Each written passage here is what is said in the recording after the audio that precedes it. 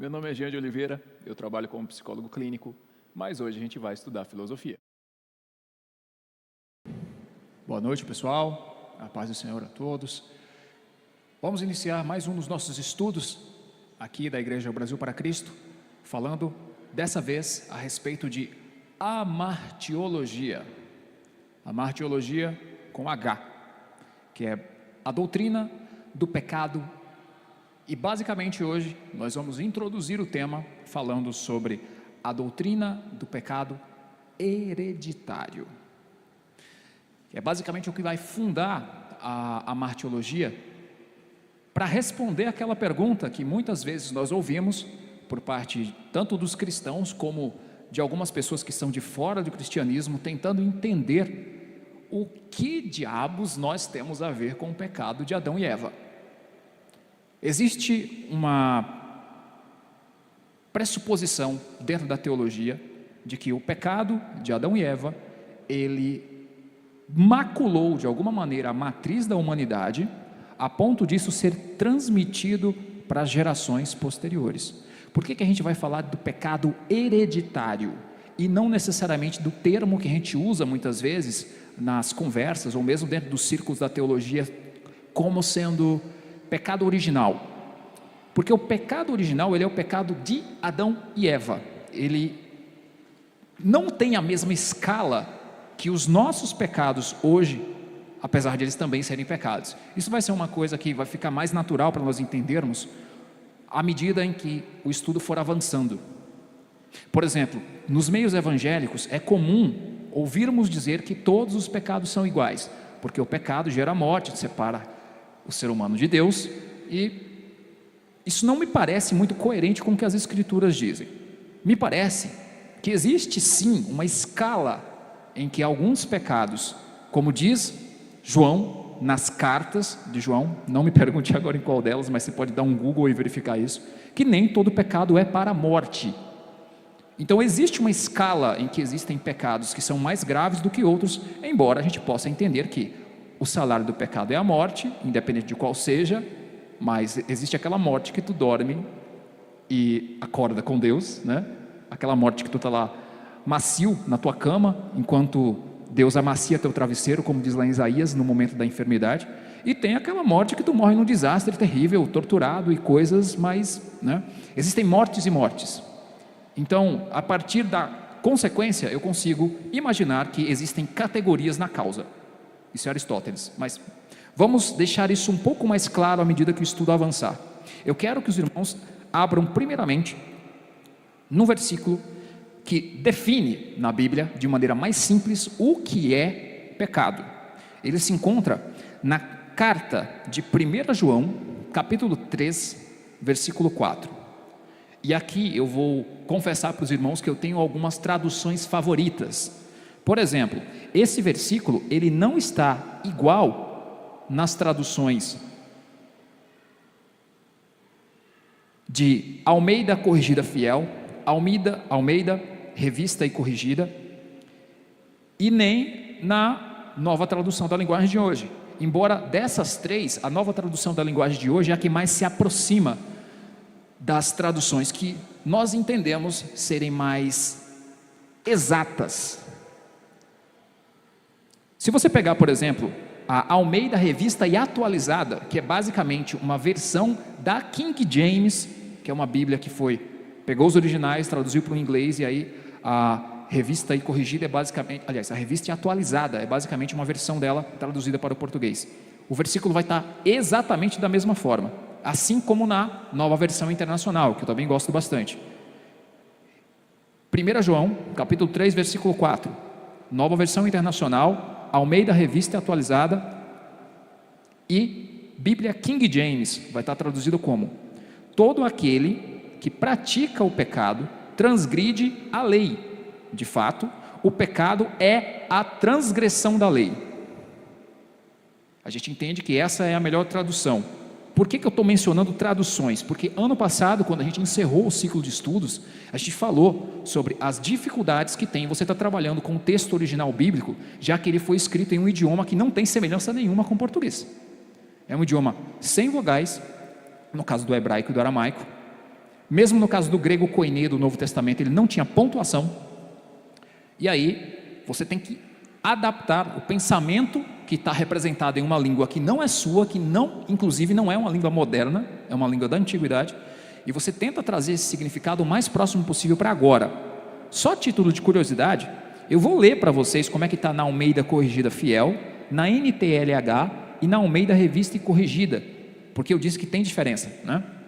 O mesmo versículo, no caso, na Almeida Corrigida Fiel, vai estar dizendo: qualquer que comete pecado também comete iniquidade, porque pecado é iniquidade. O que é iniquidade? Iniquidade é aquele pecado do qual você não se abre para o arrependimento. Aqui o termo, ele fica muito mais próximo do pecado imperdoável, que Jesus menciona, que é a blasfêmia contra o Espírito Santo, do que necessariamente de um entendimento geral a respeito de pecado como um todo. Então eu acho que a tradução ela não ficou muito adequada, apesar de ser uma tradução antiga e que eu gosto bastante, porque o português é mais difícil. A Almeida Corrigida e Fiel, ela falha nesse ponto. A Almeida Revista e Corrigida vai dizer basicamente a mesma coisa, com as mesmas palavras que a Almeida Corrigida Fiel. E por último, como eu disse que a nova tradução da linguagem de hoje, ela está mais próxima das boas traduções, apesar de ser uma paráfrase, de não ser uma tradução palavra por palavra, ela vai dizer o seguinte, traduzindo para a nossa linguagem, aquilo que era o principal do texto, mas não com tanta exatidão, tá? Quem não tem costume de ler, vai pegar, abrir a NTLH em 1 João 3,4 e vai ler: quem peca é culpado de quebrar a lei de Deus, porque o pecado é a quebra da lei. Ok, quebra da lei, transgressão da lei. Transgressão é uma palavra que por si só traz mais carga de significado, mas dá para entender, certo? Então estamos de acordo que o pecado é a transgressão da lei, é uma quebra de aliança, é uma quebra de contrato, é uma quebra de acordo. Isso pressupõe que existe um acordo antes, e isso pressupõe que as duas partes do acordo estavam combinadas de cumprir essa aliança, esse contrato. Então, pecado, para ser a transgressão da lei, primeiro tem que ter sido feita uma aliança, um acordo, um contrato, e esse contrato tem que ter sido quebrado por uma das partes, que no caso é a humanidade, e não Deus. Se isso é pecado, pecado é quebrar a lei de Deus. Qual é a lei de Deus? A gente entende que a lei de Deus são seus mandamentos, e a gente conhece os mandamentos, tanto no Antigo Testamento quanto no Novo, embora o Novo, ele vai fazer umas ressignificações. Por exemplo, no Antigo Testamento você tem os 10 mandamentos que Deus dá de amostra grátis para Moisés e para o povo de Israel, para firmar o acordo depois que eles estivessem concordados das 10 principais regras, os princípios essenciais, onde vai estar o exemplo do princípio de respeito a Deus acima de todas as coisas, respeito ao próximo como a si mesmo, respeito aos pais, respeito a um dia de descanso e etc. Depois que o povo fala, beleza, a gente está de acordo, aí vem outros mandamentos que vão compor cerca de 613 mandamentos compunham a lei de Moisés, não eram só os 10, os 10 era a apresentação, certo? O Novo Testamento ele vai fazer uma divisão de interpretação, que é polêmica até hoje, que é quantos dos 613 a gente tem que guardar hoje, e quantos dos 613 eram sombras daquilo que estaria por vir. Só para a gente entender isso bem, nós temos igrejas cristãs que aceitam que o dia de guarda é o domingo, e nós temos igrejas também cristãs, e não é só adventista, para quem não sabe, tem outras, que acreditam que o dia de guarda é o sábado. Enquanto que Paulo falava que o sábado tinha mais relação com, por exemplo, festividades judaicas, e era um dia porque precisava escolher um dia de descanso, e foi escolhido aquele. E desde o primeiro século tem uma divergência entre os cristãos, se a gente deveria seguir as tradições judaicas. Isso não era só em relação ao sábado, era em relação à circuncisão, e está nos evangelhos, aliás, nos evangelhos não, perdão, em Atos, nas cartas de Paulo, com uma discussão bem grande sobre esse assunto, e até hoje parece que a igreja não resolveu bem o que fazer com relação a esse conteúdo que inicialmente foi dado a Israel enquanto nação, e eu não vou entrar nessa treta hoje, a gente vai falar apenas de pecado e de uma perspectiva bem situada, que é a perspectiva do filósofo cristão dinamarquês Søren Kierkegaard, porque eu acho que ele traz alguns insights, algumas luzes que outros pensadores não trazem a respeito da questão do pecado. Por exemplo, eu vou ler aqui algumas citações do livro O Conceito de Angústia, do Kierkegaard, porque ele traz uma relação entre o pecado, a liberdade e algo que é muito caro para mim enquanto psicólogo, que são as angústias da alma.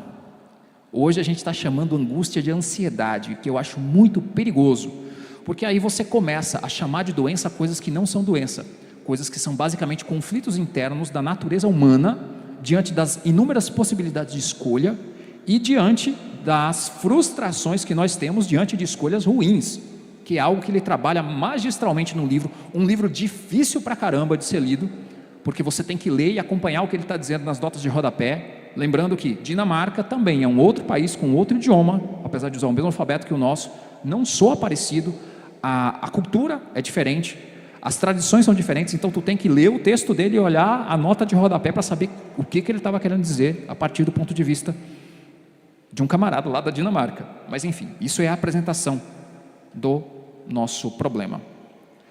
Veja, primeira parte que eu gostaria de estar lendo aqui com vocês, antes de nós irmos para um outro texto que é 1 Coríntios 15, 45, e tu já deixa a tua Bíblia de prontidão para dar uma olhada. Quando Kierkegaard fala da doutrina do pecado hereditário, lá no livro O Conceito de Angústia, que é um livro que bate muito na psicologia, inclusive, pena que poucos psicólogos leem, ele vai dizer que o pecado, contudo, não é assunto de interesse psicológico, e querer tratá-lo nesta perspectiva redundaria em colocar-se ao serviço de uma engenhosidade mal compreendida. Quando ele é tratado fora de seu lugar próprio, fica adulterado, pois que assim vem a enquadrar-se num prisma de reflexão que não é essencial. Quando ele fala que a psicologia ela não tem autoridade para tratar do tema do pecado, isso hoje para nós tem um peso muito maior do que na época de Kierkegaard, porque hoje nós estamos literalmente medicando afetos, nós estamos dando os remédios para pessoas tratarem dores da alma, o que é uma coisa meio absurda, porque o problema não está no corpo, o problema está na tua vivência e nas tuas escolhas. Depressão e ansiedade muitas vezes são resultado de você estar vivendo do jeito errado. Quando Kierkegaard ele coloca que pecado não é assunto de interesse psicológico, e querer tratá-lo dessa perspectiva redundaria em não entender de fato, e colocar-se a serviço de uma engenhosidade mal compreendida, ele já previa que as ciências da mente iriam transformar defeitos de caráter e escolhas ruins em patologias, no momento em que se chegasse a achar que cérebro e mente são a mesma coisa, que é uma coisa que está acontecendo bastante na área da saúde hoje em dia. Então, quem já ouviu na TV, por exemplo, dizer, olha, ele estuprou a criança, mas coitadinho, ele é um doente. Fulano de tal, ele não consegue se controlar, ele vive traindo a esposa, mas a culpa não é dele, porque ele é um doente. Olha, fulano de tal não consegue parar de falar palavrão, mas coitadinho, ele é um doente. E segue os exemplos de infinitas formas, essa tentativa de transformar o comportamento moral da pessoa em uma doença. Isso é você pegar o conceito de pecado e tirar da área a qual ele pertence, que é a teologia, e colocá-lo dentro da esfera das ciências humanas. Se você não acredita em Deus, não acredita em espiritualidade, e não acredita que o Gênesis e que o pecado de Adão e Eva são literais, a gente tem um problema. A gente vai transformar tudo em simbologia e a gente vai tentar medicar pessoas, porque a gente está confundindo a área de uma determinada ciência, porque teologia é uma ciência, né? Tem toda uma metodologia para se entender a revelação que Deus nos dá. E eu acho que vocês concordam comigo que seria muito esquisito tentar pesar um saco de cimento usando um ar-condicionado. O instrumento não serve para essa função. A psicologia, ela não serve para falar de pecado. Como pouco se fala a respeito desse conceito, a gente tem esse probleminha hoje em dia, e muito do que se vê na mídia, que a gente popularmente acaba chamando de lacração, é basicamente isso, uma tentativa de validar como parte da natureza de quem a pessoa é, um estado ao qual a pessoa pertence. Porque se você nasce, vou fazer uma comparação bem esdrúxula, tá? Com síndrome de Down, você não tem culpa de ter síndrome de Down. Então, se você nasce e ao longo do seu desenvolvimento você é visto como imoral de alguma maneira, o que a psicologia vai fazer? Sem a luz de que ela não é uma ciência responsável por definir o que é pecado, ela vai transformar o pecado só num símbolo, um símbolo de desagrado social, e vai dizer, não, fulano não tem culpa de ser imoral, de ser perverso, de ser cruel, porque fulano nasceu assim. E aí a gente não está entendendo que estamos falando de categorias completamente diferentes. Só para citar um exemplo científico que eu acho que vale bastante, existe um pesquisador, me falha aqui o nome dele agora, posso mandar depois no grupo de estudos do WhatsApp, mas ele é um psicólogo que estava trabalhando muito tempo com neurologistas e observando as diferenças entre os cérebros de psicopatas e de pessoas normais. E um belo dia ele resolveu que ia fazer o mesmo exame que ele fazia nos psicopatas, e ele descobriu que o cérebro dele era igual. Só que ele tratava bem as pessoas, ele trabalhava com saúde mental, ele não tinha matado ninguém até então. E isso foi para ele uma revelação a ponto de ele fazer um livro junto com a mãe dele, em que a mãe dele dizia, olha, eu percebi que desde pequeno ele tinha algumas tendências ruins, então eu tive que ser muito mais dura e muito mais amorosa com ele ao mesmo tempo, para que ele virasse uma pessoa de bem. E aí, tem um componente de pecado que realmente ele atravessa as gerações, e ele passa de pai para filho, em intensidades diferentes, porque os pecados são diferentes, tanto no mal que eles produzem aos outros, como no mal que eles fazem a ti.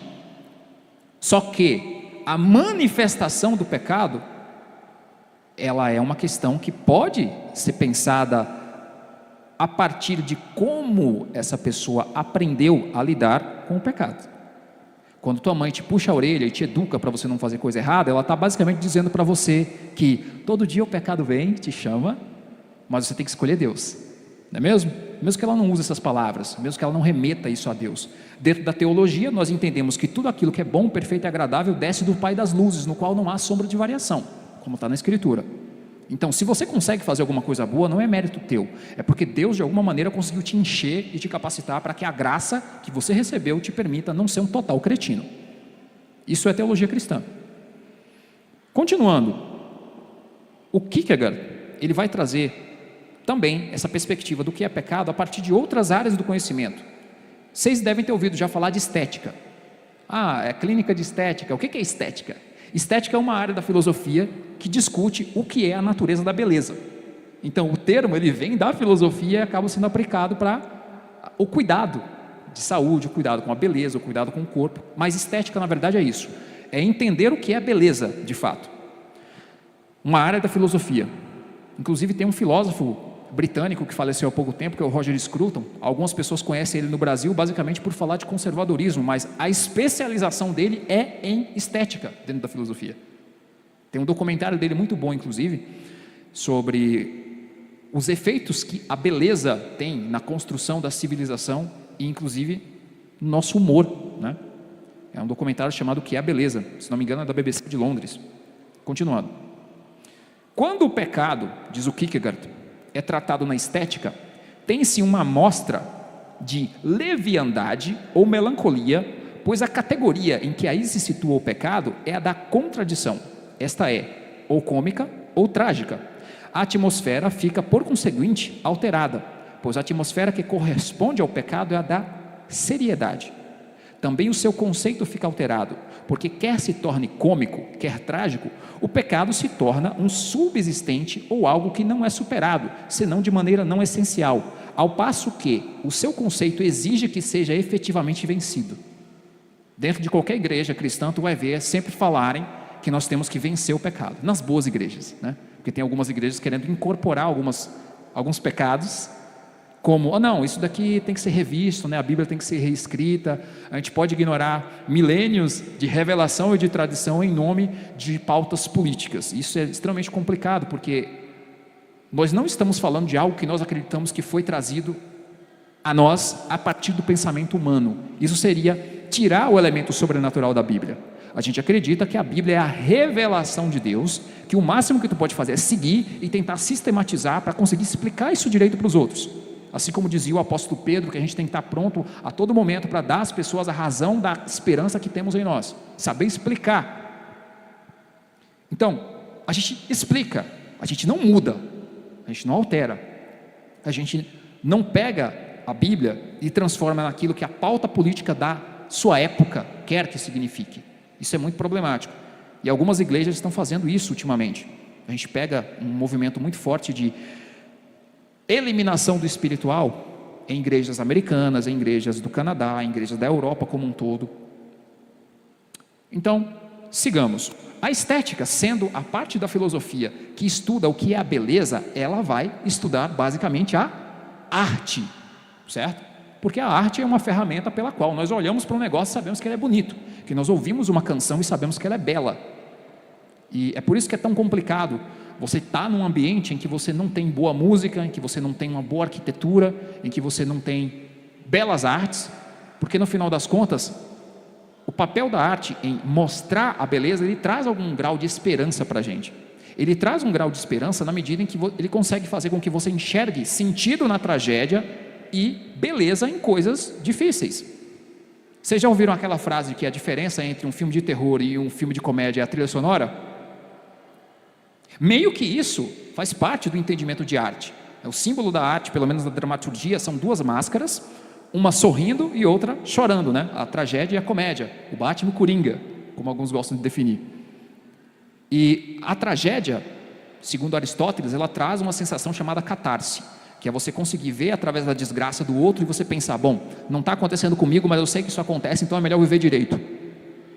E ver o sofrimento da outra pessoa dá uma certa sensação de alívio, porque tu ainda pode consertar a tua vida. Enquanto que a comédia faz tu não levar a ferro e fogo erros que muitas vezes, se você comete, você pode dar uma escala muito maior do que de fato eles têm na realidade. Eu lembro do pastor Lucinho Barreto dando um testemunho na internet, falando que quando ele era jovem, ele achava que ele tinha mesmo que ir para o inferno, que os pecados dele não tinham perdão nem nada, porque tinham colocado na cabeça dele que Deus é aquele carrasco que fica anotando tudo aquilo que tu faz de errado para depois esfregar na tua cara. Então ele achava que não tinha como ter perdão nenhum. E a falta de você conseguir ver graça, graça é uma palavra complicada, né? Tem a graça de Deus, tem a graça que faz você rir. E de certa forma, meio que é a mesma coisa, sabe? Você conseguir olhar para os teus erros e dar risada é algo saudável. Só que ao mesmo tempo, o que ele está dando um alerta? Enxergar o pecado apenas da perspectiva da arte é perigoso. Porque apesar de te mostrar elementos da graça de Deus na tragédia e na comédia, através da beleza com que as histórias são apresentadas, isso não levanta para ti com a mesma intensidade a ideia de ter que abandonar o pecado, que é essencial e fundamental no cristianismo, porque o nosso pecado custou o sacrifício de Cristo, custou o preço de sangue do próprio Filho de Deus. Então custou caro, a graça custou caro. Onde que a gente quer chegar nisso aqui? Pega, por exemplo, uma série que saiu há pouco tempo atrás, chamada The Last of Us, baseada num videogame, em que eu já vi teólogos no YouTube falarem, olha, eu assisti e eu achei a lacração mais bonita, mais bem feita. Porque, não querendo apenas dizer que tem uma agenda política, sim, naquilo que foi mostrado, né, no comportamento dos personagens, mas também que você pode transformar pecados em coisas belas. Isso é complicado. Você pode pegar pecados e justificá-los através da arte, quando a ideia não é alcançar a redenção através da arte, mas de Cristo. Então é perigoso, o que adverte? Tratar os pecados apenas como um critério estético. Então, pecado não é uma categoria que pertence à psicologia, pecado também não é uma categoria que pertence à arte. Pecado é algo para ser combatido. E ele prossegue o argumento dizendo, quando o pecado é tratado então na metafísica, que é uma área da filosofia, a atmosfera fica sendo aquela de equidade e de desinteresse dialéticos, que analisam o pecado como aquilo que não consegue opor resistência ao pensamento. O conceito fica alterado, pois é claro que o pecado deve ser vencido, mas não como aquilo a que o pensamento não possa emprestar vida, e sim como algo que existe, e como tal concerne a todos. Qual que é o problema aqui que o Kierkegaard está levantando? Ele está levantando o seguinte: tem uma frase de Sócrates que explica o que ele está falando aqui, que é o seguinte: é inútil, veja bem, é inútil tentar fazer um homem abandonar pelo raciocínio coisa que ele não adquiriu pela razão. O pecado, ele não foi adquirido pela razão, então ele não pode ser abandonado, ele não pode ser deixado pelo convencimento através de argumentos. Inclusive, não entender isso é perigoso para a nossa pregação, porque a gente acha que a gente vai converter as pessoas pela fala, só porque elas concordam com uma série de encadeamentos lógicos dos argumentos, e que ela vai mudar de vida porque ela foi convencida. Convencer não é converter. A gente prega, mas quem convence e quem converte é o Espírito Santo, que vai mostrar para a pessoa o pecado, a justiça de Deus que é necessária para corrigir o pecado, e o juízo que está reservado para os que pecam. Tem aqueles que serão perdoados através do sacrifício de Cristo, e tem aqueles que serão condenados porque rejeitam a oferta da salvação. Então, rememorando, o que ele vai falar ainda um triquinho de psicologia.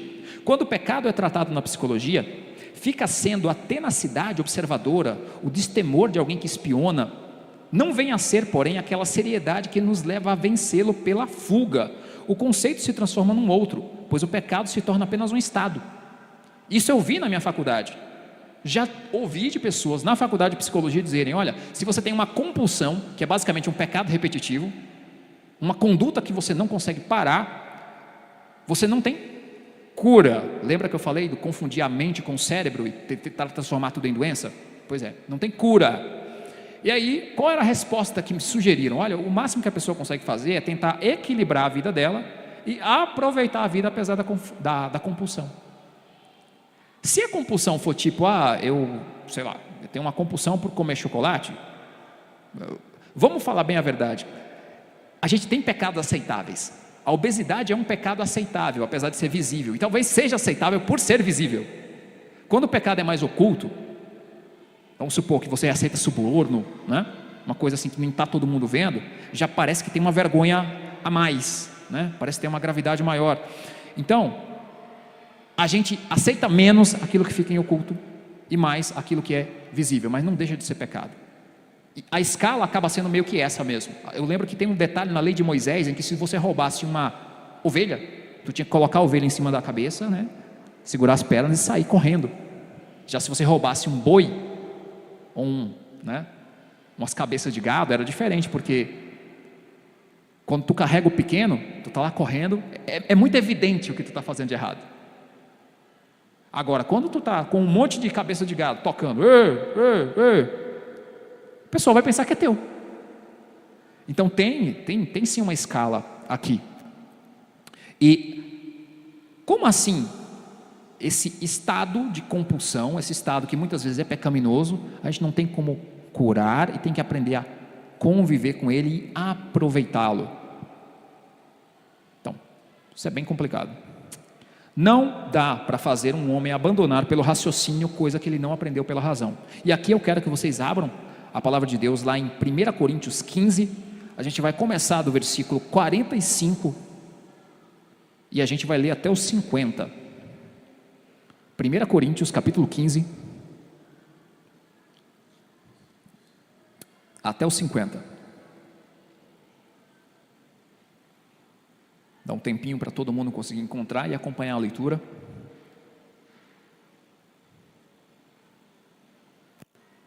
Vamos lá, 1 Coríntios 15, capítulo 15, né? Versículos 45 a 50. E assim também está escrito: o primeiro Adão foi feito alma vivente, o último Adão, espírito vivificante. Mas não é primeiro o espiritual, senão o animal, depois o espiritual. O primeiro homem da terra é terreno, o segundo homem o Senhor, no caso do Senhor Jesus, é do céu. Qual o terreno, tais são também os terrenos, e qual o celestial, tais também os celestiais. E assim como trouxemos a imagem do terreno, assim traremos também a imagem do celestial. E agora digo isto, irmãos, que carne e sangue não podem herdar o reino de Deus, nem a corrupção herdar a incorrupção. Por que isso aqui é importante? A gente sabe que dentro da teologia cristã existe uma promessa de que os mortos em Cristo ressuscitarão primeiro e nós vivos seremos, junto com os mortos, todos transformados, e encontraremos com o Senhor Jesus Cristo nas nuvens do céu, e aí inaugura-se a eternidade, né? Por que eu estou falando sobre isso? Eternidade para nós, no caso, porque ainda tem segunda ressurreição, tem outros assuntos de escatologia, né? Que a gente já abordou em outros estudos, quando a gente falou da introdução às principais visões do Apocalipse. Mas o que eu estou querendo dizer? Este corpo, de alguma forma, foi maculado pelo pecado de Adão e Eva, a ponto de nós não conseguirmos mais ser santos através da nossa índole animal. E é interessante a gente falar nesses termos, porque o Kierkegaard, ele vai dividir essas categorias. Ele vai falar que enquanto o espírito não está posto, você não pode necessariamente entender que Adão e Eva eram tão humanos no mesmo sentido que nós somos. Porque em certo sentido, o espírito ele se manifesta em Adão e Eva, o espírito deles, não o Espírito Santo, tá? O espírito deles, eles só tomam conhecimento de que eles são seres espirituais no momento em que eles decidem se iriam ou não obedecer a Deus. Então essa liberdade de decidir, ela traz uma angústia, primeiramente, mesmo na santidade, mesmo antes do pecado, de não saber quais são todas as possibilidades do que você pode se tornar. Deus havia dito para Adão e Eva que eles não deveriam comer do fruto, porque eles morreriam, mas ao mesmo tempo, como é que eles iam entender isso? Como é que eles iam entender o que o pecado faria com eles, se ninguém havia morrido até então? Pensa comigo.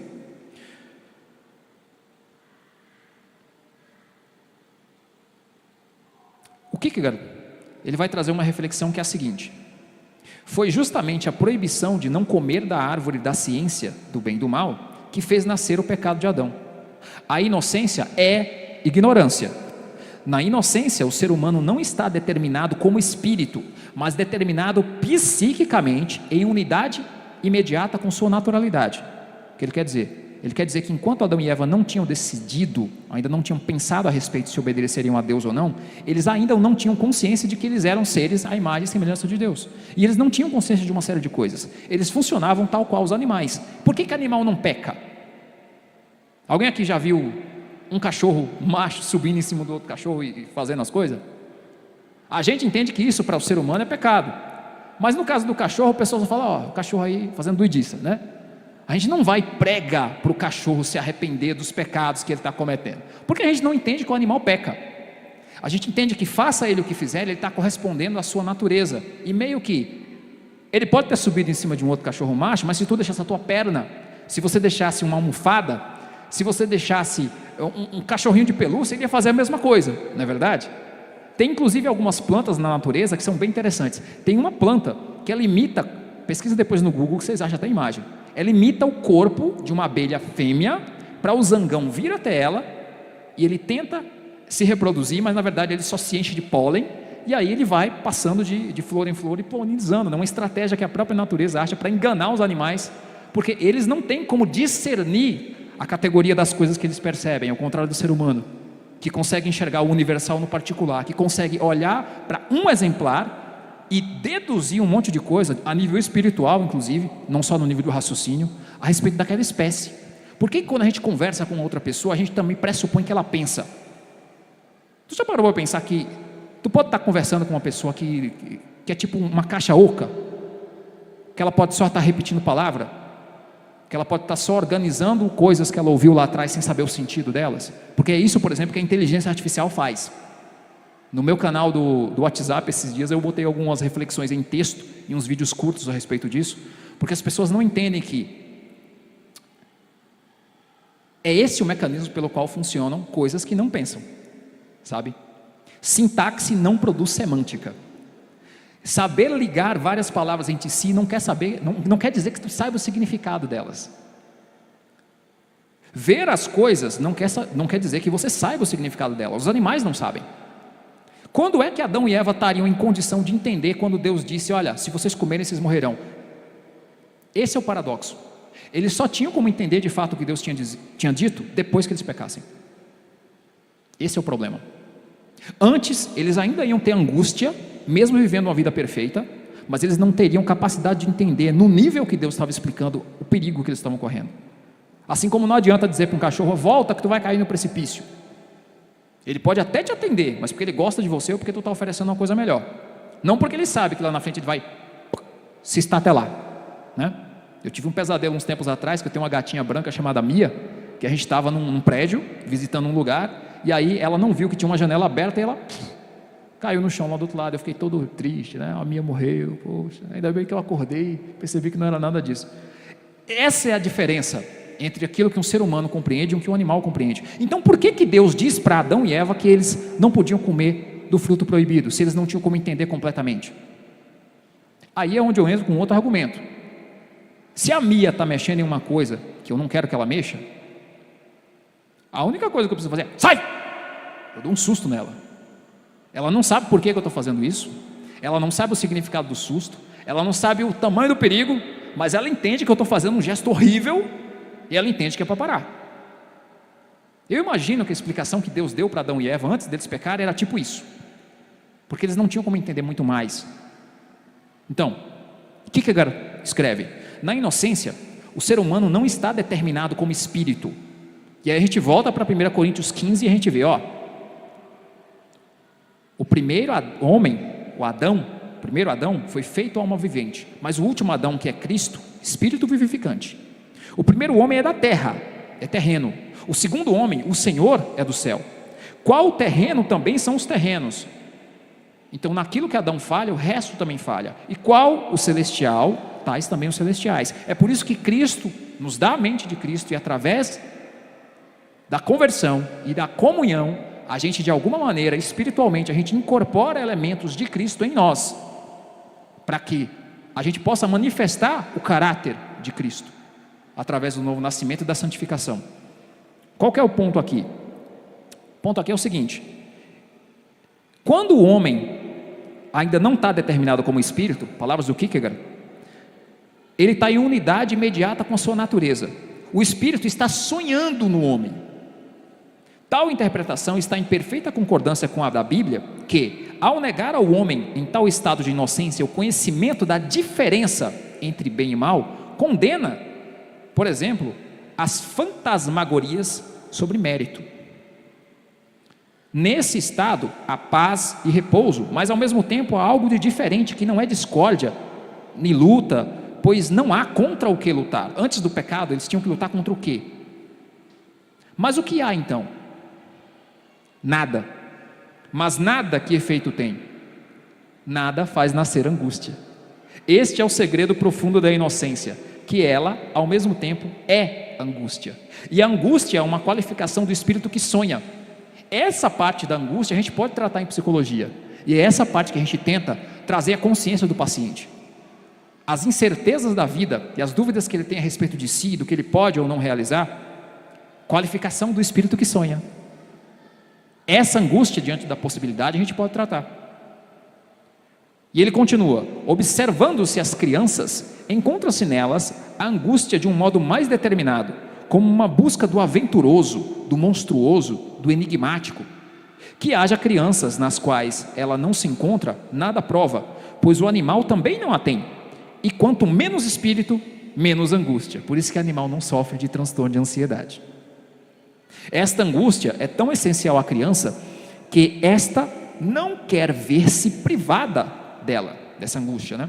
E mesmo se ela, a angústia, também a cativa a criança, com sua doce ansiedade, sabe aquela ansiedade da criança que está doida para ir numa festa de aniversário, doida para ganhar um presente, doida para assistir um desenho novo? A angústia do bem, a ansiedade boa, pouca gente fala sobre isso, né? E devia. Tem um lado bom da ansiedade, tem um lado bom da angústia. Esta angústia ocorre em todas as nações que consideram os traços da infância como típicos do sonho do espírito, como não saber o que fazer daqui para frente, não saber as possibilidades do que vai acontecer, a expectativa de algo novo, né? E quanto mais profunda essa angústia é, tanto mais profunda é a nação. De fato eu observo isso. A literatura brasileira e a japonesa não dá para comparar. Eles têm uma tradição muito maior de angústia do que nós. Então eles tratam a beleza de uma maneira muito mais elevada do que a gente que está aqui só há 500 e poucos anos. A mesma coisa se você pegar livros de literatura russa, que tem uma história de um povo sofredor, sofrendo diversos sacrifícios, enquanto indivíduos e como nação. E quando você olha, por exemplo, um livro de Dostoiévski, tu vê que ele abre a alma de uma pessoa e te apresenta o que tem lá dentro. Existe uma profundidade em conseguir tratar a angústia da maneira como ela deve ser tratada, como o momento como é que o Kicker coloca aqui, que é bem legal, como um aspecto do espírito que sonha. Angústia tem aqui o mesmo significado que melancolia, num momento bem posterior. Aqui não há nenhum saber sobre bem e mal, mas a realidade inteira do saber projeta-se na angústia como o enorme nada da ignorância. A inocência não pode naturalmente compreender esta palavra, mas a angústia recebeu, por assim dizer, sua primeira presa. Ao invés de nada, ela obteve uma palavra enigmática. Assim, quando no Gênesis Deus disse a Adão: mas não comas os frutos da árvore da ciência do bem e do mal, é óbvio que Adão propriamente não entendeu essas palavras, pois como haveria de entender a distinção entre bem e mal, visto que esta distinção só seguiria a sua desobediência, não é? Esse é o ponto, esse é o paradoxo. Quando, pois, se admite que a proibição desperta o desejo, isso aqui a gente vê muita gente falar, né? Ah, proibido é mais gostoso. Já ouviram falar isso? Eu já ouvi isso da boca de várias pessoas. Quando se admite que a proibição desperta o desejo, obtém-se, ao invés da ignorância, um saber, pois neste caso, Adão deve ter tido um saber acerca da liberdade, uma vez que o prazer consistia em usá-la. A proibição o angustia porque desperta nele a possibilidade da liberdade. O que tinha passado despercebido pela inocência como o nada da angústia, agora se introduziu nele mesmo, e aqui de novo é um nada, a angustiante possibilidade de ser capaz de. E aqui é onde tem uma problemática, porque se você observa que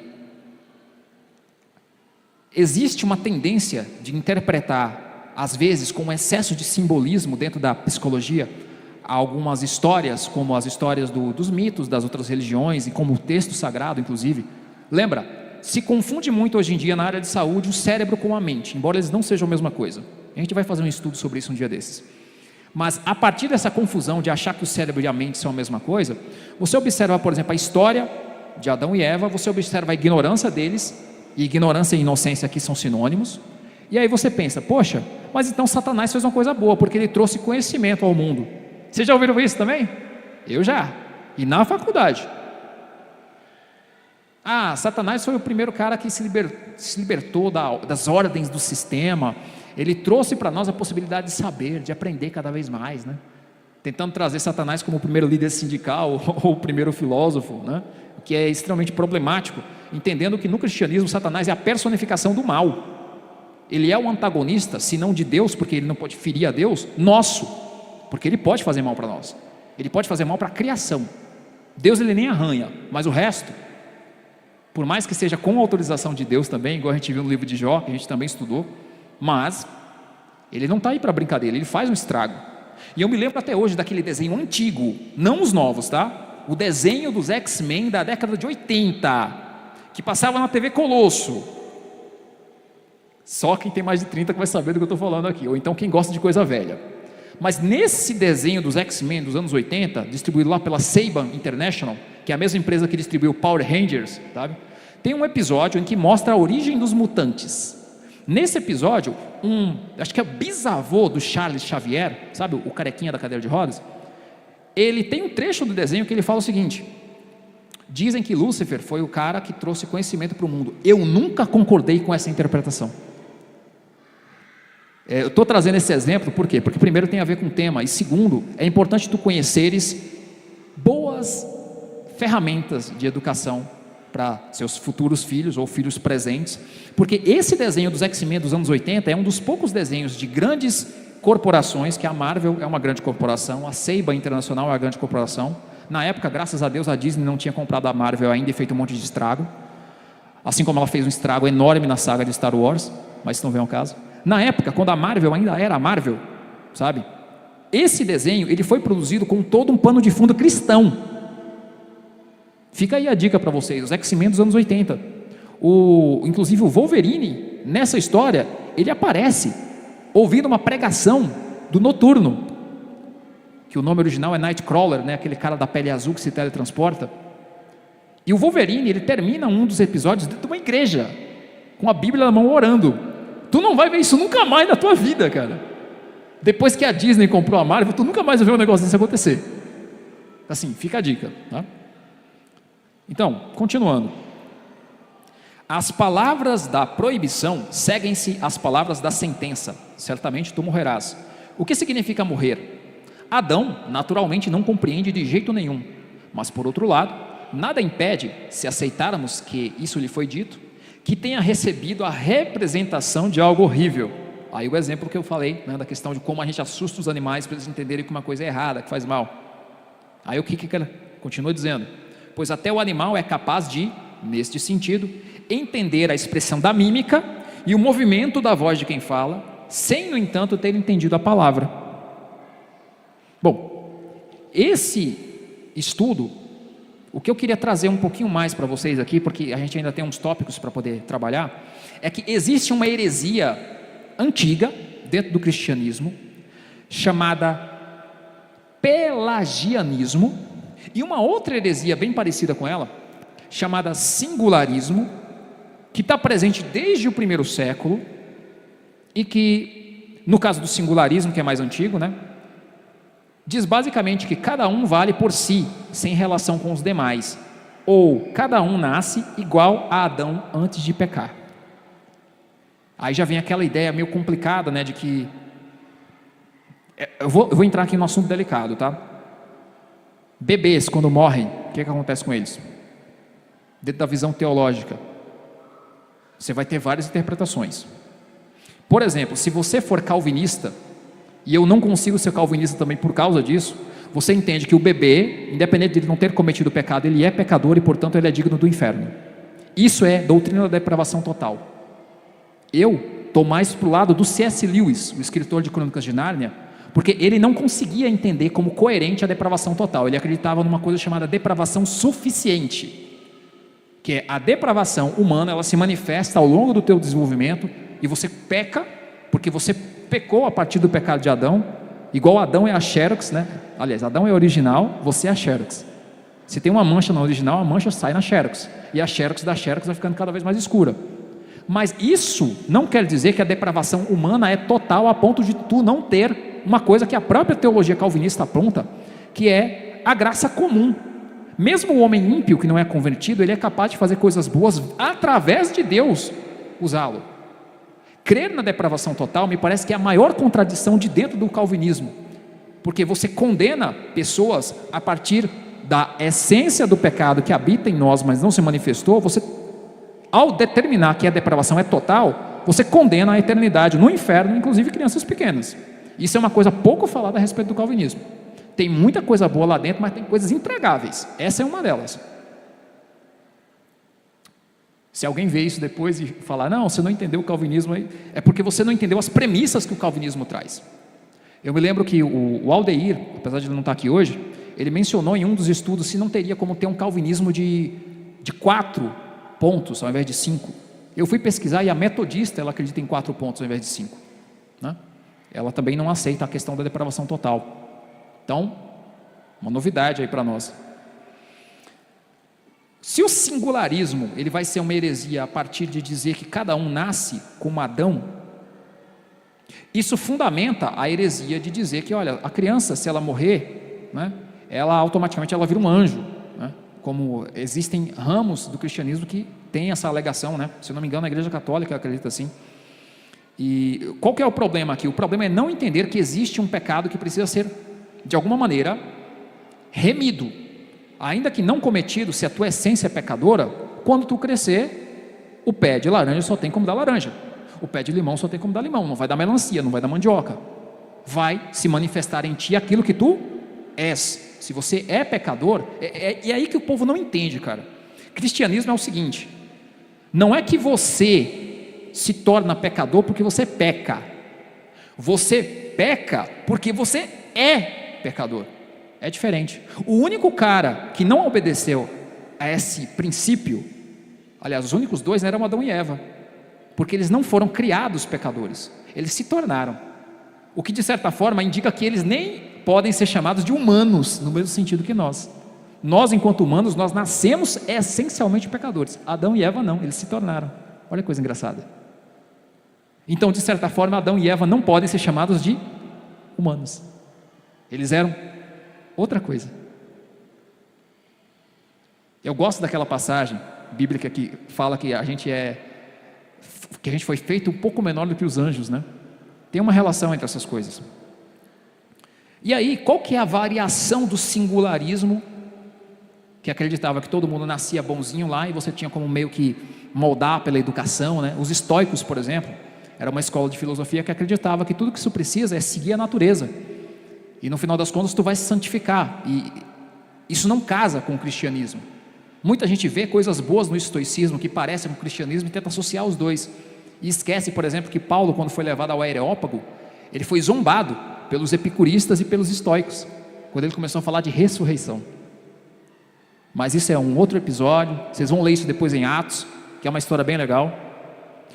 No século IV, um monge chamado Pelágio, ele pariu uma heresia muito parecida com o singularismo, que é que você consegue, apesar de você ser salvo através da graça, que você não carrega o pecado de Adão em si.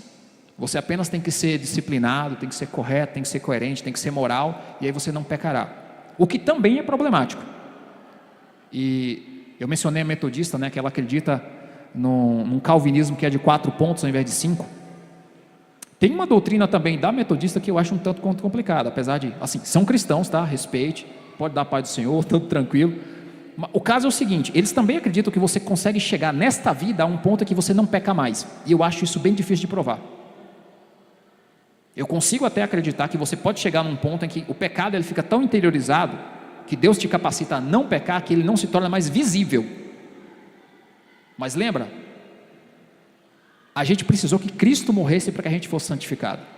A confissão que normalmente as igrejas cristãs evangélicas protestantes elas trazem é a confissão de Lutero, que você é paradoxalmente ao mesmo tempo santo e pecador, porque tu ainda vai se ver escorregando na maionese, planejando fazer coisa errada, sabe? Tentado em desejos ruins. E isso é uma coisa que Deus pode resolver de dentro de você para fora, mas não de fora para dentro. O que é um problema, porque o pelagianismo ele vai dizer que você só tem que ser disciplinado. E muita gente caiu no conto do vigário, tá? Sabe qual é a discussão mais longa na história da filosofia da educação? Nós temos como mudar o caráter de uma pessoa a partir da educação, sim ou não? Não responda, porque eu sei que alguns de vocês talvez estão pensando que sim.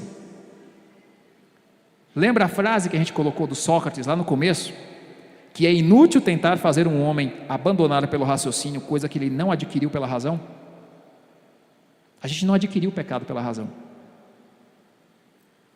Então, pelo menos para quem segue os 3 pensadores essenciais do mundo antigo, né, que é Sócrates, Platão e Aristóteles, a visão deles, apesar de eles serem de antes de Cristo, é muito parecida com a nossa, ao dizer que o ser humano, ele não pode se tornar algo que ele não é a partir da educação.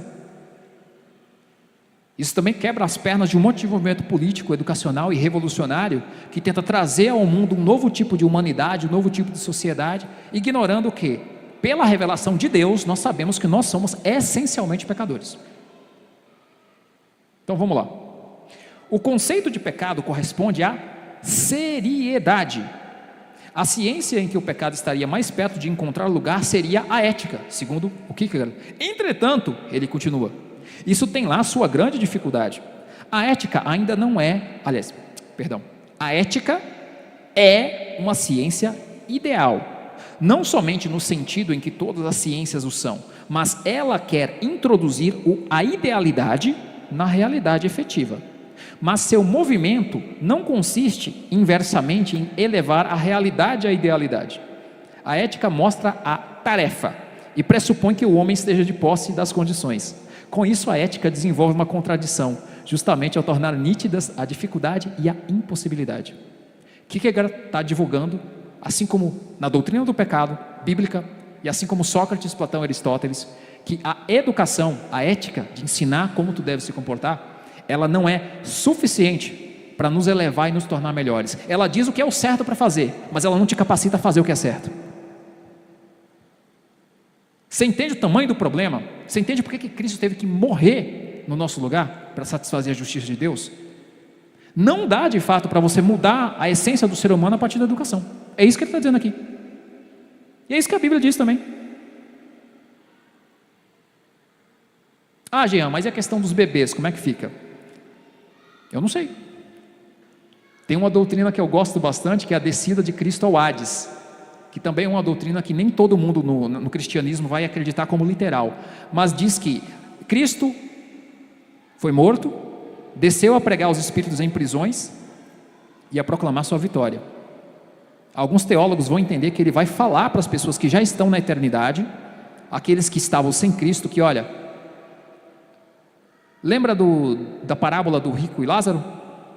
Ele coloca categorias no mundo espiritual. Tem lá o tal do seio de Abraão, tem lá o lugar de tormento, que ainda não é a segunda morte. Aqui eu vou deixar essa história apenas em paralelo, porque eu também não sei se eu acredito dessa maneira, mas é uma história interessante. Repare, se existem categorias no mundo espiritual, e Paulo, por exemplo, diz que ele foi elevado até o sétimo céu, pastor? Terceiro céu. Então existem camadas, né? Isso apresenta alguns conceitos que foram aproveitados até na literatura antiga. Por exemplo, quando Dante Alighieri escreve o Inferno de Dante, ele divide o inferno em categorias, dependendo do tipo de pecado que a pessoa cometeu. E, inclusive, tem um tipo de sala de espera em que as pessoas que não podem ser condenadas estavam aguardando para saber o julgamento delas, porque elas não haviam cometido nenhum pecado que é considerado pecado mortal. A gente tem que lembrar também que o Dante Alighieri ele era católico, né? E na Igreja Católica você tem uma distinção, que eu até acho interessante, entre pecados mortais e pecados veniais. O pecado venial seria aquilo que eles enxergam no catolicismo como pecado que não é para a morte, conforme o apóstolo João escreveu nas cartas. E o pecado mortal seria aquele que exige uma condenação, né? Onde que eles baseiam isso? Se você entender que a eternidade ela não é o tempo, na eternidade todos os tempos estão acontecendo agora, todo mundo que morreu e irá morrer para Cristo, pregando no Hades, se a gente aceitar a doutrina de Cristo na descida no Hades como literal, todo mundo que morreu, que vai morrer ainda, que está esperando o julgamento, em todas as épocas já estava lá, seja nessa antessala, esperando o seu julgamento para aceitar seu Redentor, em alguma categoria da eternidade, seja para encarar Cristo como sendo seu adversário e lá permanecer até a segunda morte. Mas isso é altamente especulativo, eu estou contando aqui apenas a nível de conhecimento, tá? Apenas a nível de história. Então vamos lá. Ainda falando sobre ética, um bebê não tem como ser ético, mas um bebê que não manifestou a essência do pecado e que Cristo também morreu por ele, a gente poderia entender que na descida ao Hades ele os salva. Está vendo porque eu falei que é altamente especulativo? É uma interpretação. O que acontece com bebês quando morrem? Não sei. Eu sei que Deus é justo. É só isso que eu sei. O que acontece com quem nunca ouviu falar de Cristo? Não sei. Só sei que Deus é justo. E eu posso esperar que Ele vai ser justo no julgamento dessas pessoas também. Então, seguindo, voltando à questão da ética, Kierkegaard nos diz que quanto mais ideal é a ética, tanto melhor, que ela vai nos apresentar a perfeição a ser seguida, né? Ela não deve deixar-se transtornar pela conversa oca dos que afirmam que de nada adianta exigir o impossível, pois dar ouvido a tais conversas já não é ético. É algo para o que a ética não tem tempo nem oportunidade. A ética não tem a ver com pechinchar, e por esse caminho não se chega à realidade. Se esta deve ser alcançada, então o movimento todo tem que ser refeito. Esta propriedade da ética de ser, assim, ideal, é o que conduz à tentação de, em seu estudo, usar categorias que ora são metafísicas, ou seja, da filosofia, ora estéticas, ou seja, da arte, ora psicológicas, né, da parte da saúde mental. Mas a ética precisa naturalmente ser a primeira de todas a resistir às tentações. E por isso também é impossível alguém conseguir escrever uma ética sem ter de reservar categorias inteiramente diferentes. O pecado só pertence à ética na medida em que é nesse conceito que ela encalha, mediante o arrependimento. Se a ética acolher o pecado, acabou-se a idealidade dela, acabou-se o mostrar o certo, que deve ser a missão dela, assim como a Bíblia diz que a missão da lei era nos ser uma ama que nos apontava o que era o pecado, né? E eu acho esse trecho do Kierkegaard magistral, porque ele está dizendo aqui basicamente o seguinte: tu já ouviu aquela galera que tem essa conversa oca, que diz, você fica aí pregando arrependimento, santidade, por que você vai pregando uma coisa impossível? Que isso também é um problema. Ao mesmo tempo que eu acho a doutrina de que você consegue ser impecável na vida problemática, eu também acho problemática a ideia de você não exigir um certo zelo para você buscar a santidade, mesmo que tu não consiga atingi-la completamente nessa vida. Tem uma galera que inclusive, deixa eu ver se eu lembro o nome do cara, é um que tem um monte de filho. Lembrei. Eu vi um podcast uma vez com, adivinha, MC Catra. O cara cresceu, né, foi adotado lá por uma família de boa renda, se tornou advogado e começou a ganhar dinheiro com a porcaria do funk. Pegou um monte de gente, fez um filho lá em trocentas mil mulheres, querendo bancar o Salomão 2.0. E uma das coisas que ele falou nesse podcast era, eu não entendo porque o pessoal fica com essa hipocrisia de você ser monogâmico, essa hipocrisia de você conter seus impulsos, seus instintos, né? E eu fico pensando, caramba, velho, que conversa pra boi dormir, que conversa idiota, cara. Porque, veja, negar que você deva ser melhor só porque você não consegue ser perfeito é desistir antes de começar. Eu lembro até de um dia que eu fui cortar o cabelo lá no Irmão Dezinho, e aí uma das pessoas estava dizendo lá, ideia, para que você fica estudando música? Para que você fica treinando, ensaiando? Tem esse cara aí que não sabe nada, botou essa música aí, está estourado, ganhando 1 milhão. Claro que ideia não concordou com ele, mas eu acho importante trazer algum tipo de argumento para que quando vocês ouvirem uma besteira desse tamanho, vocês terem algo para falar. Nós não buscamos a excelência porque ela seja plena de ser alcançada nessa vida. A gente busca a excelência porque essa é a manifestação dos frutos do Espírito. O processo de santificação, ele exige isso, exige que você se torne aquilo que Deus quer que você se torne, exige que você domine cada vez mais e cada vez melhor as habilidades que Deus colocou em você, para que você leve a mensagem.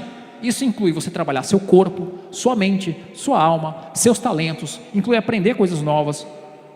Mas eu nunca vou ter o preparo do Batman, eu nunca vou virar o homem perfeito. Não vai mesmo. Lembra? Confissão de Lutero, nós somos ao mesmo tempo completamente pecadores e completamente santos em Cristo, porque a nossa essência, ela foi corrompida pelo pecado original de Adão, e ele virou hereditário na gente. Mas através do sacrifício de Cristo a gente ganha uma segunda natureza, uma natureza espiritual, que coexiste com esse homem do pecado, e que a gente tem que alimentar. Então, se a gente pensar assim, vou continuar no exemplo, né? Eu não vou estudar música, eu não vou tentar me tornar melhor, eu não vou tentar melhorar, porque qualquer um compõe qualquer porcaria e está ganhando 1 milhão. Essa não é a nossa missão. A nossa missão é o aperfeiçoamento pela verdade. Eu, inclusive, durante a minha adolescência, eu não conseguia articular isso em palavras. Eu ouvia outros estilos de música e eu pensava, por que nós não conseguimos fazer isso tão bonito assim? Por que a gente não consegue fazer diferente? Por que a gente fica tão preso a um estilo só? Talvez algum dos irmãos tenham assistido à crítica que eu enviei no grupo de estudos, quando o João Alexandre, que inclusive canta o Credo Apostólico, eu mandei isso inclusive também no grupo de estudos para vocês lá no ano passado, né? O mesmo João Alexandre que canta o Credo Apostólico, que me ajudou a decorar inclusive, Ele deu uma entrevista em que ele falou: olha, eu entendo que quando a igreja ela se limita a produzir sempre o mesmo tipo de música, o mesmo tipo de enlatado, ela está idolatrando uma forma. Ela não está de fato produzindo arte e beleza de maneira a corresponder aos dons que o Criador nos deu. Quando a igreja ela se limita a tocar sempre de um certo jeito e não traz algo a mais para incrementar a beleza que nós devemos representar, a beleza de Cristo que a gente deve trazer através da nossa arte, ela está fazendo basicamente uma forma de idolatria.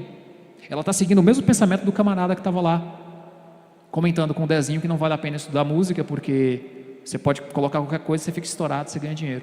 Nosso objetivo não é ganhar dinheiro. Nosso objetivo é que as pessoas consigam ver Cristo em cada coisa que a gente faz. E eu entendo o que é a pessoa zelar por conseguir trazer Cristo para as coisas mais simples. O fogão de lá de casa quebrou esses dias. Liguei para Bino, pedi para Bino passar em casa para poder arrumar o fogão. E ele arrumou o fogão.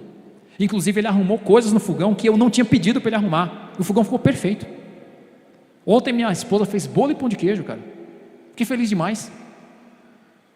O cara literalmente, ele trouxe mais da presença de Deus para minha casa consertando um fogão. Eu não sei se vocês entendem o que é isso. Isso é você se aperfeiçoar a um nível em que você consegue refletir a glória de Deus através de coisas pequenas. Isso também é combate ao pecado. Fazer o melhor com que chega nas tuas mãos, porque na morte para onde vais não existe trabalho. Está lá em Eclesiastes. Então vamos lá. Mas por que então que o pecado de Adão ele passa para nós? Que eu acho que é uma pergunta bem relevante, né? Vamos avaliar. Ensina-se que Cristo deu plena satisfação pelo pecado hereditário, né? Pelo pecado que passou de Adão para o resto da humanidade. Mas como se passam as coisas com Adão? Afinal, ele introduziu o pecado hereditário no mundo. O pecado hereditário significa a mesma coisa para Adão como para qualquer um do gênero humano? Já respondemos essa pergunta dizendo que não. Adão e Eva de alguma maneira eram algo mais do que humano, né? Então, teria sido toda a vida de Adão o pecado hereditário? O primeiro pecado não teria engendrado nele outros, isto é, os pecados atuais? O erro supracitado mostra-se aqui mais nitidamente, pois Adão é exilado para fora da história de maneira tão fantasiosa que ele acaba por ser o único que é excluído da redenção. Explicar o pecado de Adão é, portanto, explicar o pecado hereditário, e de nada adianta uma explicação que queira explicar Adão, mas não o pecado hereditário, ou queira explicar o pecado hereditário, mas não Adão.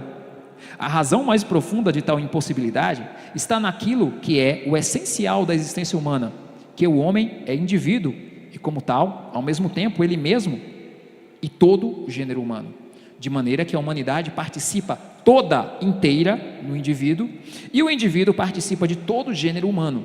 Se não sustentarmos isso, terminaríamos por cair no singularismo dos pelagianos, dos socianianos, dos filantropos ou então no fantástico. E aqui ele está falando das heresias que eu citei, né?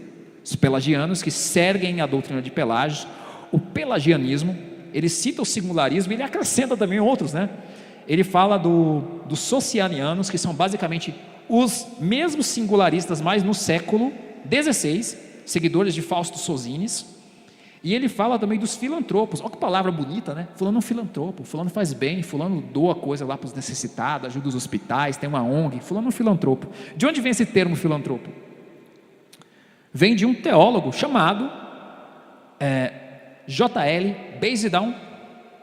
Ele era também pedagogo, ele viveu no século XVIII, e ele acreditava que cada um nasce sem o pecado de Adão. A filantropia de tentar ajudar os outros, por isso que ela cabe muito mais no espiritismo do que em outras crenças.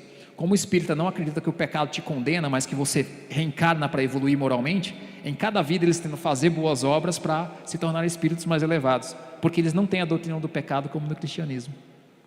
Eles são basicamente singularistas, os espíritas. É por isso que mesmo quando o espírita carrega a Bíblia, a gente não identifica eles como sendo da mesma religião que os demais cristãos que não são espíritas, porque eles não creem no pecado original, nem no pecado hereditário. qualquer tentativa de explicar o significado de Adão para o gênero humano, como caput do gênero humano, seminal do gênero humano, original do gênero humano, né? Para lembrarmos algumas expressões dogmáticas, confunde tudo. Ele não é essencialmente diferente do gênero humano, pois nesse caso o gênero humano nem existiria, e ele não é o gênero humano, pois nem havia gênero humano. Ele é ele mesmo e o gênero humano ao mesmo tempo, é a única forma de conciliar. Por isso, aquilo que explica Adão, explica o gênero humano e vice-versa. Essa parte do Kierkegaard, ela é confusa, então vou traduzir para vocês em palavras mais simples, tá? Porque ele usa muita linguagem filosófica, que às vezes a gente não está acostumado. Então vamos lá. Qual que é a questão aqui? Quando tu olha para uma pessoa, lembra do exemplo que eu falei? Tu está conversando com alguém, tu supõe que a pessoa pensa, tu supõe que a pessoa tem gostos, tem opiniões, que ela é de alguma maneira semelhante a você, certo? Por que que a gente tem essa ideia? De quando a gente vê uma pessoa, a gente conversa com uma pessoa, independente se é grande, se é velho, se é saudável, se é doente, você olha e você percebe, ele é humano como eu. De onde é que vem essa sensação? Porque você provar isso é mais difícil. Eu em consultório já recebi gente para atender, e eu, fulano, tudo bem? Como é que vai o senhor hoje? E a acompanhante na consulta falou, não. Ele não ouve. Ou então, como já aconteceu uma outra vez, chega fulano, senhor, senta aí, tudo bem? E a pessoa diz, não, ele tem retardo mental profundo, ele não consegue nem conversar. Mas quando você vê uma pessoa, você automaticamente supõe que ela seja como você. O que a galera está trazendo aqui com essas palavras, desse discurso mais filosófico, é o seguinte: cada pessoa é ele mesmo e a humanidade. Por isso que o pecado de Adão, que foi o pecado original dele com Eva, até porque foi o próprio Adão que deu o nome de Eva para Eva, né? No começo os dois eram Adão, era uma coisa só, apesar de serem duas pessoas, né? E tornam-se os dois uma só carne. Cada pessoa é você mesmo e toda a espécie humana. Quando você vê uma pessoa, você consegue abstrair do particular, do indivíduo, o que toda a espécie humana é. Isso também é válido para os animais, porque tu pode pegar gato de tudo quanto é tamanho, de tudo quanto é espécie, eles agem da mesma forma, porque são gatos. Pode ter cor diferente, pode ter mais pelo, pode ter menos pelo, pode ser careca, pode ser miudinho. Tem uma gatinha anã, que é vizinha minha lá, às vezes a gente coloca ração para ela, é anã mesmo, sabe, não cresce muito, ela parece um filhote, mas ela já é adulta. Mas todo gato, ele age da mesma forma. O ser humano, ele é ao mesmo tempo, ele enquanto indivíduo e todo o gênero humano. Então Adão e Eva, sendo os primeiros, nossos primeiros pais, eles eram ao mesmo tempo a nossa matriz, o original que foi riscado, que produziu um monte de xerox ruim. Adão e Eva eram ao mesmo tempo eles e todo o resto da humanidade. Por isso que o pecado, ele se estende, ele é uma coisa que se torna endêmica, própria da espécie. Todo o homem peca e todo o homem morre. Cada um de nós é você mesmo e é todos os outros. Os orientais, eles falam muito disso no taoísmo, por exemplo, que começou com uma filosofia e depois, lá de uns 5 séculos, eles começaram a introduzir aquelas mesmas ideias na religião. A filosofia chinesa, ela começa muito parecida com a filosofia grega, inclusive. Eles dizem que um é tudo e tudo é um. Tem uma cena de um desenho que eu gosto muito, inclusive, chamado Full Metal Alchemist, Brotherhood, né? O alquimista Full Metal, a Irmandade, em português. Tem uma cena em que os dois irmãos, que eles estão treinando para serem alquimistas, né? Que era uma... Enfim, se você não sabe o que é alquimista, vai precisar na internet, eu não vou explicar porque senão vai demorar muito. Mas eles estão num treinamento, a mestra deles leva os dois para uma ilha e fala: vocês vão sobreviver aqui num mês. Só não foi largados e pelados porque eles foram de roupa. Vocês vão sobreviver aqui um mês. E assim, eu tenho uma charada para vocês, que quando eu voltar, vocês vão ter que me responder. A charada é: um é tudo, tudo é um. E lá eles estão, tentando sobreviver, tentando domar a natureza, tentando domar a si mesmos. Quando ela volta depois de um mês, ela pergunta: e aí, vocês já sabem o significado da charada? Aí eram dois irmãos, né? Um diz, tudo é o mundo. E o outro diz, um sou eu. Adão é ao mesmo tempo Adão e toda a humanidade. É difícil entender isso, porque isso também significa que os pecados dos outros, eles também respingam em você, ainda que você individualmente não os cometa. É por isso que quando eu citei ano passado, naquele exemplo em que eu trouxe a lembrança, a história do pai de Caio Fábio, para a gente não misturar as pessoas, porque Caio Fábio é altamente controverso, mas o pai dele, quando ele se converte, ele se ajoelha com uma Bíblia no peito, batendo no peito, dizendo, Senhor, me perdoa, porque eu te matei. Ele entendeu isso. Um é tudo, tudo é um. Então, nós, sendo pecadores, nós também temos culpa, em algum nível, pela morte de Cristo. A gente pensa, se eu estivesse no lugar de Adão, não tinha acontecido isso. Se eu estivesse lá do lado de Jesus, eu não teria negado igual Pedro, eu não teria batido nele igual os centuriões, eu não teria fugido igual os outros discípulos. Tá, vai nessa que tu vai longe na vida, meu irmão. Vai nessa que tu vai longe pra caramba.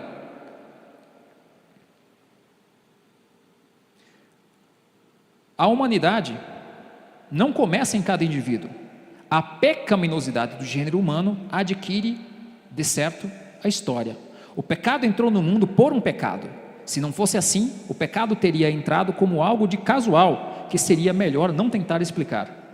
A dificuldade para o intelecto constitui precisamente o triunfo dessa explicação. Sua consequência lógica profunda está em que o pecado se pressupõe a si mesmo, que ele entra no mundo de tal maneira que ao ser já é pressuposto. Isso é um escândalo para o intelecto, porque parece raciocínio circular, né? Em lógica a gente diz assim, tu não pode dizer que tu gosta de chocolate porque é gostoso, porque tu não está explicando nada, tu está dando voltas, raciocínio circular. Mas no caso do pecado, isso é verdade, mesmo parecendo raciocínio circular, porque o pecado, ele entra no mundo através de um pecado. Olha que coisa doida. É por isso que o Kierkegaard, ele vem dizendo, ao longo do livro, uma série de paradoxos. Da primeira vez que eu li o conceito de angústia, eu saí com a conclusão de que o mundo criado por Deus foi criado em cima de paradoxos, porque não dá para conciliar. É igual aquela questão, dá para conciliar se Deus determina quem vai ser salvo e a tua liberdade individual? Não dá. Você simplesmente aceita o paradoxo, porque não tem salto lógico. A lógica só explica as coisas como elas são, ela não explica o movimento, ela não explica o se tornar em outra coisa. E é isso que justifica o fato de que o pecado, apesar de a gente apresentar dessa maneira, parecer um raciocínio circular, ele não é um raciocínio circular, porque é isso que você observa. Tu só percebe que teu filho tem uma má índole para algum detalhe depois que você vê ela se manifestar. O pecado só é pecado na medida em que ele se manifesta. O pecado entra no mundo através de um pecado. Olha que loucura. Claro que tem um passo a passo. O apóstolo Paulo fala que primeiro a gente tem um desejo no coração, e aí esse desejo se materializa na concupiscência e você comete o pecado. Tem uma escala, né, que é bem parecida com a psicologia cognitivo-comportamental, quando ela fala de como é que as coisas, primeiro elas são percebidas, depois elas vêm para a mente, aí desce para o coração, nasce um desejo, e a partir do desejo tu comete um ato. Mas assim, ainda assim, o pecado ele surge a partir de um pecado. Tu pode observar uma coisa que é neutra em si e tu transformar aquilo num desejo pecaminoso. Tu pode ver um carro que é uma coisa neutra e tu transformar aquilo num pensamento, num desejo de inveja que se manifesta num comportamento invejoso, de tu querer que o cabra que tem um carro que tu não tem, não tenha. Tu pode olhar para uma pessoa, achar essa pessoa bonita, que não é algo pecaminoso de maneira alguma, mas ao mesmo tempo você pode começar a desejar aquela pessoa para si, ele não sendo teu esposo, ela não sendo tua esposa, e aí, pecado. Como é que o pecado se manifesta? O pecado entra no mundo através do pecado. É isso que a gente observa. Mas isso não deveria ser raciocínio circular? Não, porque quando tu olha na realidade é assim que acontece. É importante saber disso, porque nem tudo que é lógico se adequa perfeitamente à realidade. Igual eu falei na última vez, lá no ano passado, né, o paradoxo do queijo suíço. Quanto mais queijo, mais buraco. E quanto mais buraco, mais queijo. Então, qual que é a conclusão? Quanto mais queijo, menos queijo, né? Nem tudo que é lógico, necessariamente a gente consegue encaixar na experiência da realidade. É por isso que quando tu está estudando filosofia da ciência, metafísica, tu vai se deparar com um negócio chamado fenomenologia. A lógica, ela vai até um ponto, a fenomenologia vai para aqueles conhecimentos que são relacionais, que tu consegue observar, mas não tem descrição que dê conta. Que você meio que tem que pensar a partir das relações, através das analogias, né? Através do fenômeno. Então vamos lá. Seguindo aqui para nós darmos o fechamento, que aqui nós temos mais 2 tópicos para poder encerrar por hoje.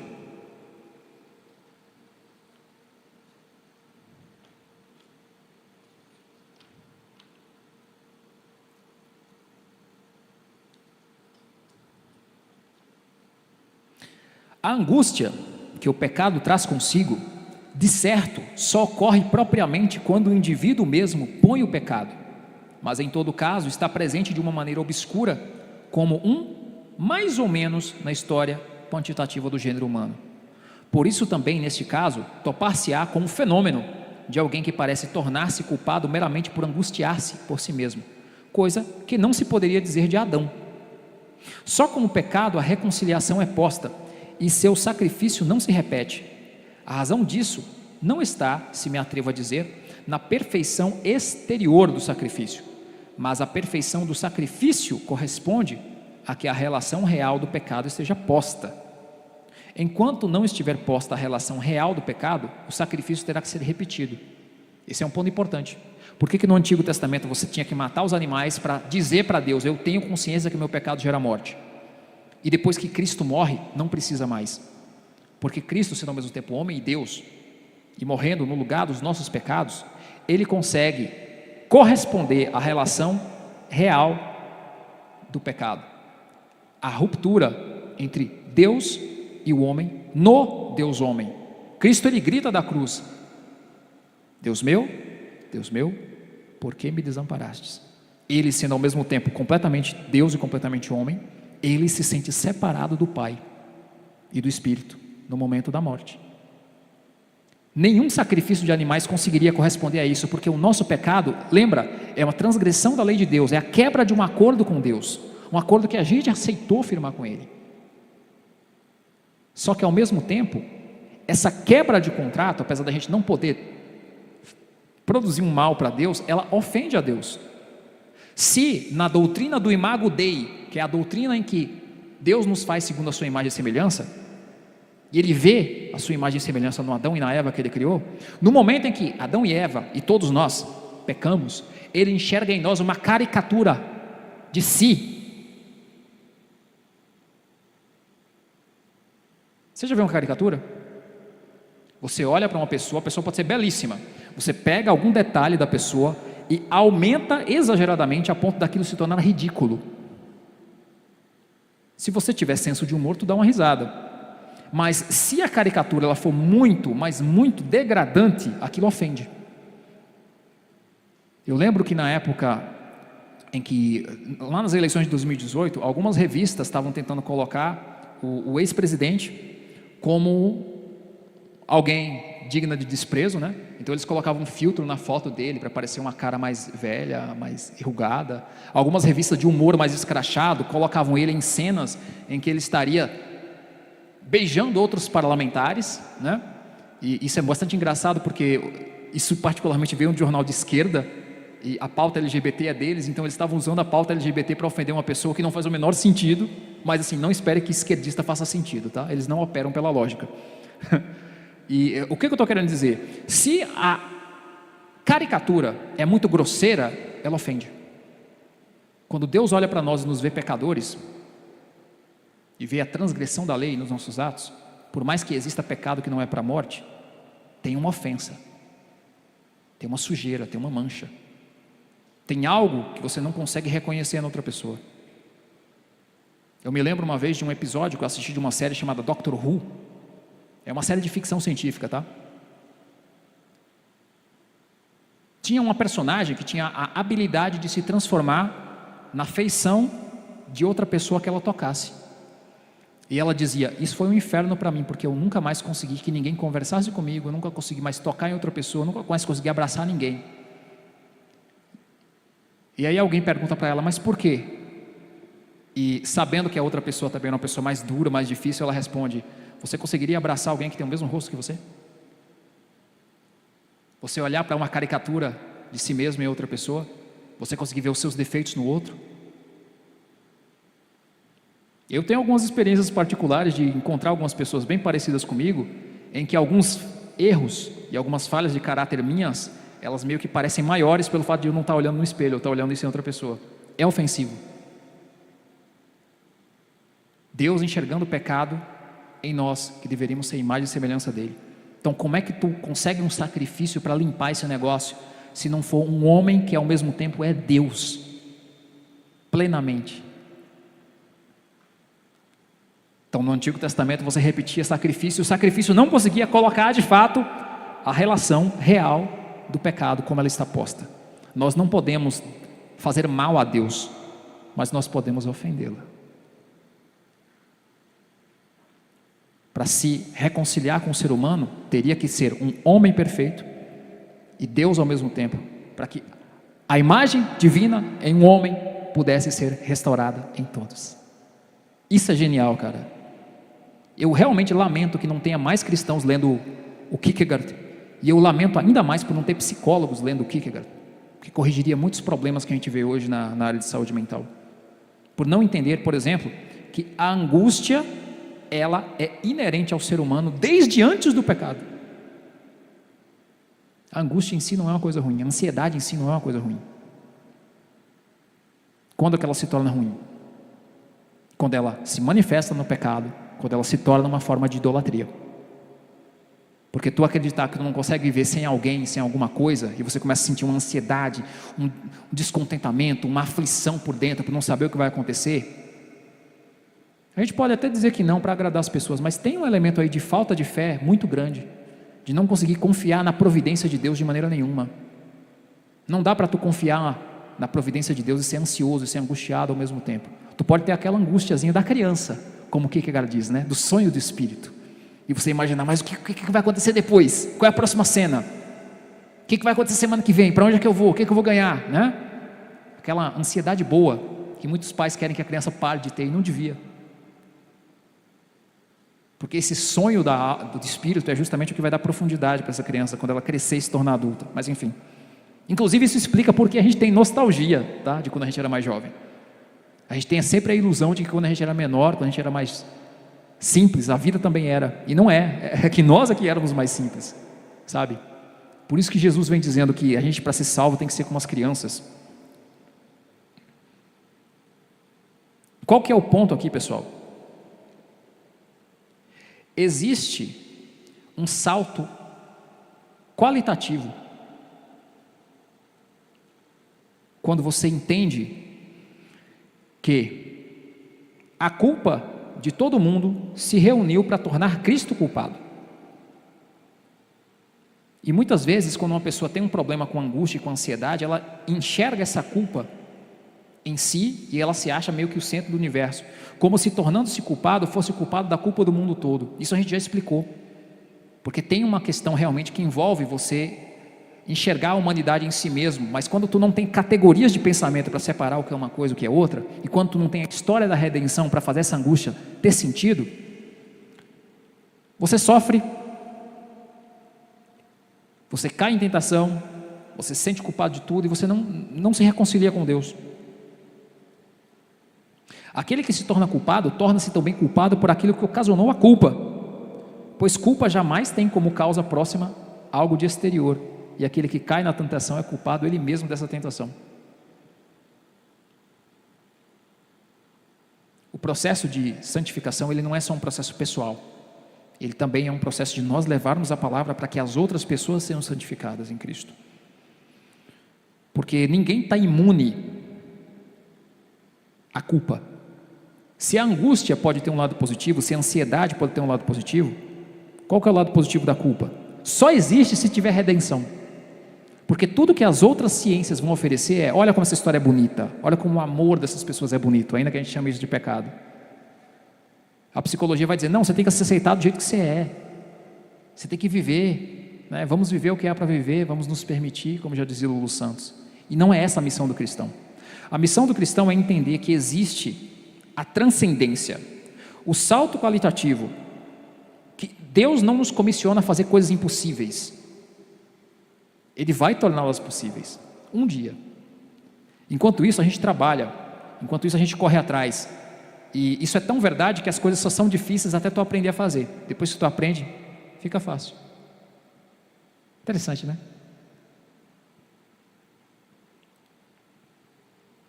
Para a gente poder encerrar, irmãos, pecado é a transgressão da lei. Cristo é o cumprimento da lei. E o sacrifício dele nos capacita a entrar nesse processo de santificação, que vai prosseguir até a eternidade. Porque santificação é vida com Deus.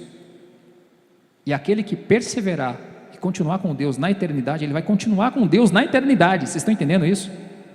Não tem mais tempo, é para sempre. A gente às vezes fala como se a santificação fosse uma coisa que é só para essa vida, e não é. Nós nunca nos tornaremos Deus, então nós nunca seremos santos o suficiente, mas vivendo com Ele por toda a eternidade, a gente vai poder absorver dessa santidade, sem cair no pecado de querer engolir a Deus e se tornar perfeito, não através de Deus, mas apesar dele. Isso também é uma coisa que aparece naquele desenho que eu citei, né? O Full Metal Alchemist, o Brotherhood, né? Porque tem duas versões do mesmo desenho. Lá tem um negócio que é o pecado original na história, né? Que é um bicho que basicamente quer engolir a Deus. Tem umas metáforas visuais nesse desenho que são muito boas. Nós não somos chamados para acreditar que nós somos maravilhosos, que nós somos dignos de tudo que é bom. Nós também não somos chamados para acreditar que a gente é tudo de ruim, porque mesmo homens ímpios podem manifestar parte da graça de Deus.